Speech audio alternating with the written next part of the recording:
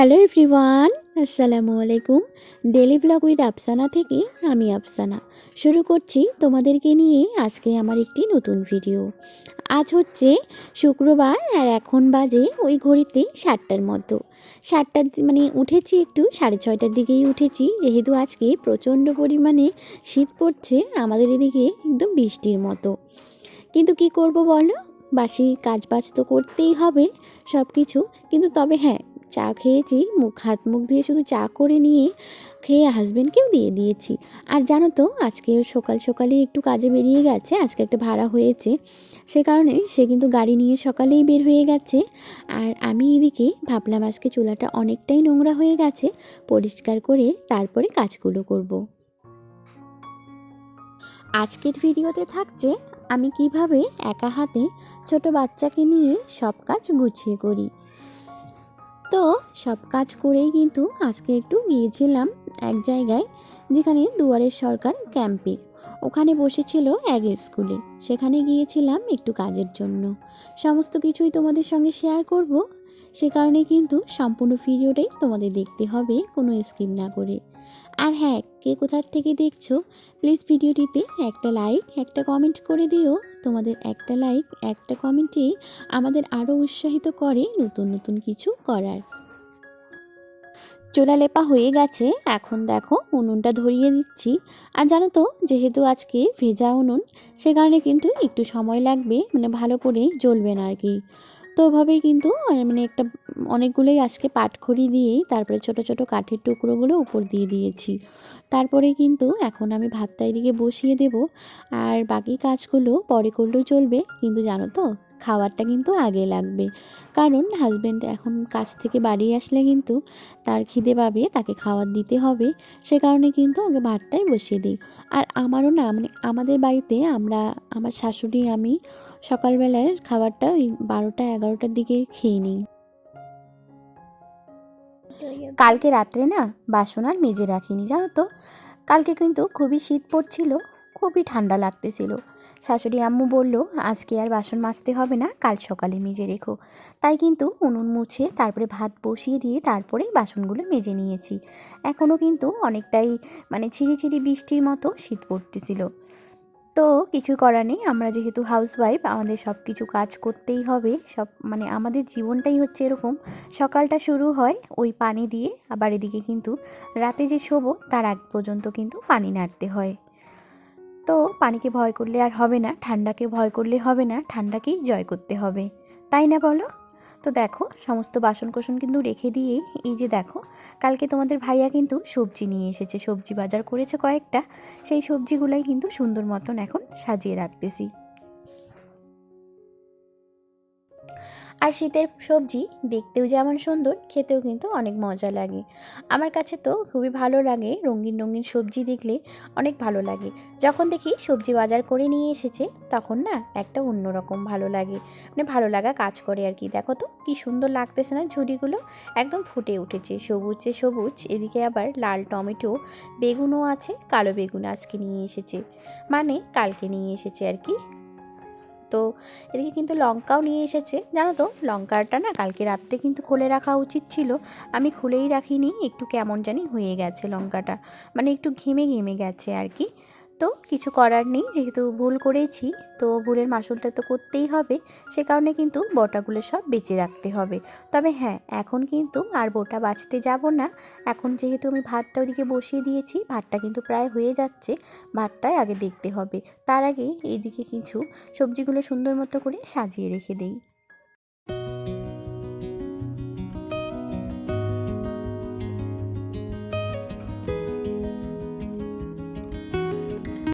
তোমরা হয়তো একটা জিনিস খেয়াল করে দেখতেছো যে অর্ধেকটা বাঁধাকপি আছে, কিন্তু কি বলো তো, কালকে না একটু বাঁধাকপি ভাজা করেছিলাম, সে কারণে কিন্তু অর্ধেকটা রেখে দিয়েছি।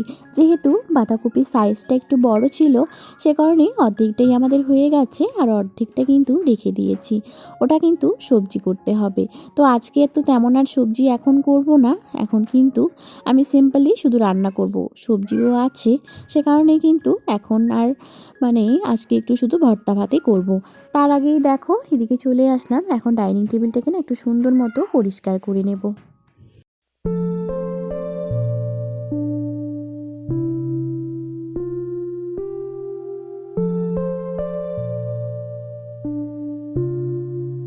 ঝাড়া মোছা করতে করতে দেখো আমার কিন্তু ভাতটা এদিকে হয়ে গেছে।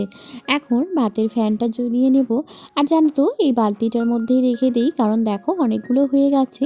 আমাদের না গরু খায়, সে কারণে কিন্তু এখানে আমি শাকের যে মানে পাতা শাক টাক বা তারপরে এই যে বাঁধাকপির পুরোনো খসাটা আছে কি, সব কিছু শাকের খসা এখানে রেখে দিয়েছি। আমি বলতে শুধু একাই না, আমার দুই যাও এভাবে রেখে দেয় আমাদের গরুটার জন্য আর কি। তো দেখো ওখানে ভাতটা হয়ে গেছে, ভাত নামিয়ে কিন্তু চলে আসলাম এদিকে পুকুর পাড়ে কাপড় রোদে দেওয়ার জন্য। যেহেতু কিন্তু একদমই রোদ নেই, তবে হ্যাঁ এখন কিন্তু ওই বৃষ্টির মতো শীতটা আর এখন পড়ছে না, সে কারণে কাপড়গুলো দিতে আসলাম একটু হাওয়ার মধ্যে শুকাবে বলে। আর আজকে আমার ক্যামেরাম্যান হচ্ছে এখন আর কি একটা ছোট্ট ভাস্তা, তোমাদেরকে সেটা শেয়ার করলাম তোমাদের সঙ্গে, ভাস্তাকে দেখালাম। আর এদিকে দেখো আমার বাবু কিভাবে জ্যাকেট পরে আছে। আর জানো তো আমার ছেলেটা এত দুষ্টামি করে আর কি বলবো, সে কিন্তু বাইরে যদি একাই ছাড়ি ওকে, কোথাও পানি দেখলে পরে কিন্তু পানিতে হাত দিবে। সে কারণে ওকে ওইদিকে নিয়ে এসেছি, আমি আসলাম বলে ও এসেছে, আমি নিয়ে আসিনি যদিও। ও বললো আমিও যাব। ভাস্তা ও দুজনেই আসছে, ভাবলাম ভালোই হয়েছে, ভাস্তাকে দিয়ে কিন্তু একটু ভিডিও করে নিয়েছি। দেখো তো কত কাপড় হয়ে গেছে, 2 দিন থেকে ভেজা কাপড়, আবার জানি না আজকে শুকাবে কিনা।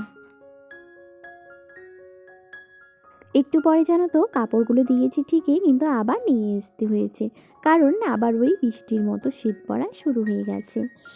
আজকে না আমি স্নান করিনি, হাত মুখ ধুয়ে সোজা রেডি হয়ে বেরিয়ে পড়লাম। ওই যে প্রথমেই তোমাদেরকে বললাম আজকে একটু যাব দুয়ারের সরকারের ওখানে ক্যাম্প বসেছে একটা স্কুলে আমাদের বাড়ি থেকে একটু দূরেই, সে কারণে কিন্তু বাইকে গেলে পরে কিন্তু ভিজে যাব। তো দেখো বরের গাড়ি করেই এখন আমরা যাচ্ছি। তোমাদের দাদাভাই কিন্তু ড্রাইভ করছে, আর দেখো না কীভাবে বাবু দুষ্টু করছে, সব কিছু একদম টানা হেঁচড়া শুরু করে দিয়েছে। একটু পরেই কিন্তু দেখো আমরা যেখানে আসার কথা সেখানে চলে এসেছি। আর দেখো কত পরিমাণে ভিড় হয়েছে। হাজব্যান্ড কিন্তু চলে গেছে ওইদিকে ফর্ম নিতে, ফর্ম নিয়ে সে কিন্তু নিজেই ফিল আপ করেছে। তারপরে দেখো এখানে বাবুকে আর আমাকে রেখে সে এখানে একটু বসে আছে, সেখানে লেখালেখি করছিল, ওখানে গিয়ে বসে আছে আমাদের জমা দেওয়ার। এখন আসলাম, তারা মোবাইলটাকে রাখি কোথাও। আর জানো তো প্রচণ্ড পরিমাণে ভিড়, তোমরা তো দেখলাই কীরকম ভিড়। আর আমার হাজব্যান্ডের সবাই চেনা জানা আছে, বন্ধুরা আছে, সে কারণেই কিন্তু একটু তাড়াতাড়ি হয়ে গেল আমাদের কাজটা। আর বলতে গেলে কি এখন এত পরিমাণে শীত পড়তেছে, এত পরিমাণে শীত পড়তেছে, মানে বৃষ্টির মতো আর কি। আমাদের যদি পাহাড় এলাকা হইতো তাহলে হয়তো এতক্ষণে জমে যাইতো, বাট এদিকে যেহেতু নর্মালি আর কি, এদিকে আর জমতেছে না তেমন। তো কাজ তো হয়ে গেল, এখন বাবু নাকি ফুচকা খাবে, যখন থেকে আসছে তখন থেকে শুধু বলে ফুচকা আর ফুচকা। দাও তোমাদেরকে দেখাই ও কীরকম করে ফুচকা খাচ্ছে, দেখি বাটা ফুচকাটা দেখাও, হাতে দেখাও, ফুচকাটা দেখাও। তুমি কি খাচ্ছ? ফুচকা, আচ্ছা গুড। তো ওই যে গেছে আমার জন্য ঝালমুড়ি আনতে, দাঁড়াও একবার দেখাই। ওই যে এখানে দাঁড়াই আছে, দেখতে পাচ্ছ গাড়িটার ওখানে সামনে একজন দাঁড়াই আছে, সে গেছে এখন ঝালমুড়ি আনতে। আর আমি এখন ঝালমুড়ি খাবো, আর এই ঠান্ডা লাগতেছে, একটু ঝালমুড়ি খাইলে একটু ভালো লাগবে আর কি, গরম গরম একটু ভালো করে ঝালমুড়ি বানিয়ে টক টুক দিয়ে একটু। তো তাকে পাঠিয়ে দিলাম ঝালমুড়ি খাওয়ার জন্য। তো চলো দেখা হচ্ছে একটু পরেই। শুধু একবার কাজটার দিকে তাকাও, আর একদম বৃষ্টির মতোই হয়ে গেছে। সো এত পরিমাণে এসে হয়ে গেছে, সব দিকে কিন্তু কুয়াশা দিয়ে একদম ঢাকা, দেখো বাইরেটা কীরকম কুয়াশাময়। তো তোমাদের ওদিকে কেমন ওয়েদার চলছে অবশ্যই কিন্তু আমাকে কমেন্টের মাধ্যমে জানাতে ভুলো না। এই ঠান্ডায় সবাই ভালো থেকো, সাবধানে থেকো, সাবধানে কাজকর্ম কইরো। আর বিশেষ করে আমাদের হাউসওয়াইফরা তো পানি না নাড়লে আমাদের হবেই না, আমাদের সকাল থেকে সন্ধ্যা পর্যন্ত একদম পানি দিয়েই শুরু শেষ। তো সবাই একটু সাবধানে থেকো, ছোট ছোট বাবুদেরকে সাবধানে রেখো। আর জানো তো বাবুর এখন খাওয়ার এতটাই জেদ হয়ে গেছে যে কি বলবো, এখন বলতে শিখে গেছে না, যখন থেকে এসেছি তখন থেকে শুধু ফুচকা খাবো আর ফুচকা খাবো।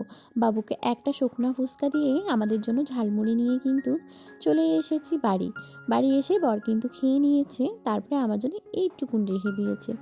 একটু পরেই ঘরে গিয়েছিলাম, একটু পরে সে আমাকে নুডলস এনে দিয়ে বলল আমাকে এটা বানিয়ে দাও। তো দেখো যেই বললো কাজটা অমনি করে দিচ্ছি। এখানে দেখো তার জন্য কিন্তু ডিম দিয়ে করে নিয়ে এসেছি, কালারটা একটু এসেছে, তবে মোবাইলের ফ্ল্যাশটার জন্য কিন্তু একদমই কালার দেখা যাচ্ছে না। তারপরে তাকে বললাম, হাজব্যান্ডকে বললাম আমার যেহেতু রান্না করতে হবে, আজকে রাতে একটু মাংস করব। সে কারণে বরকে বললাম যে তুমি আমাকে একটু লাকড়ি চিড়ে দাও, তারপরেই তো রান্নাটা করব। যেহেতু মাটির উনুনে করব, সে কারণে কিন্তু লাকড়ির প্রয়োজন হবে। তো দেখো কি সুন্দর হয়েছে না মাংসটা। মানে হাঁড়িতে রান্না করব, তেল দিয়ে দিয়েছি, আর এদিকে কিন্তু সমস্ত কিছু মশলাগুলো কেটে নিয়েছি। সেই আমি যখন মাংস রান্না করতে আসলাম, সে বলল আজকে নাকি একটু মূলা আলু দিয়ে খাবে, মানে আম্মু বলেছে আর কি। আর সে বলল যে আমার জন্য এভাবে রাখতে হবে। তো হাজব্যান্ডের জন্য এভাবে রেখে আমাদের জন্য মূলা আলু দিয়ে রান্না করলাম। আজকের ভিডিওটি এখানেই শেষ করতে, ভালো লাগলে লাইক, কমেন্ট, শেয়ার এবং সাবস্ক্রাইব করতে ভুলো না। দেখা হচ্ছে নেক্সট ভিডিওতে। আল্লাহ হাফেজ।